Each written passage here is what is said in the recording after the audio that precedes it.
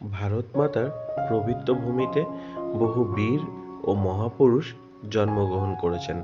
তাদের মধ্যে অন্যতম হল নেতাজি সুভাষচন্দ্র বসু। নেতাজি সুভাষচন্দ্র বসু ভারতের একমাত্র রাষ্ট্রনায়ক যার জন্ম বিবরণ পাওয়া গেলেও যার মৃত্যু সম্পর্কে আজও কোনো তথ্য পাওয়া যায়নি। তবে তিনি আজও অমর হয়ে আছেন প্রত্যেকটি ভারতবাসীর মনে। দেশবাসীর উদ্দেশ্যে বলা তার প্রত্যেকটি বাণী আজও ভারতবর্ষ তথা যুব সমাজকে অনুপ্রাণিত করে। নেতাজি সুভাষচন্দ্র বসু বলেছিলেন, মনে রাখবে, সবচেয়ে বড় অপরাধ হলো অন্যায় সহ্য করা এবং ভুলের সাথে সমঝোতা করা।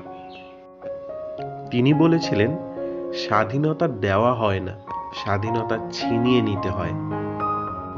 বাস্তব বোঝা কঠিন, তবে জীবনকে সততার পথে এগিয়ে নিয়ে যেতে হবে, সত্যকে গ্রহণ করতে হবে।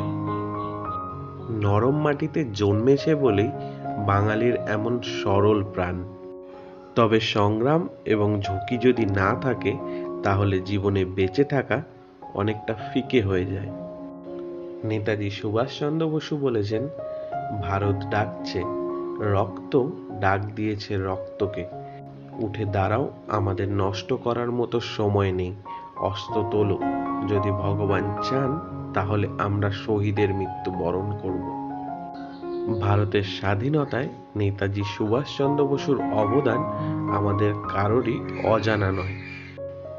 তোমাদের সবাইকে অসংখ্য ধন্যবাদ যারা এখনো ভিডিওটা দেখছো।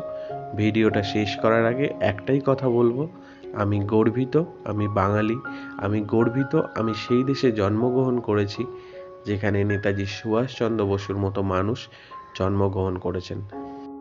ইন্সপায়ার অশোকের পক্ষ থেকে তোমাদের সকলকে স্বাধীনতা দিবসের অনেক অনেক শুভেচ্ছা রইল। ভালো থেকো, সুস্থ থেকো, দেখা হবে পরের ভিডিওতে।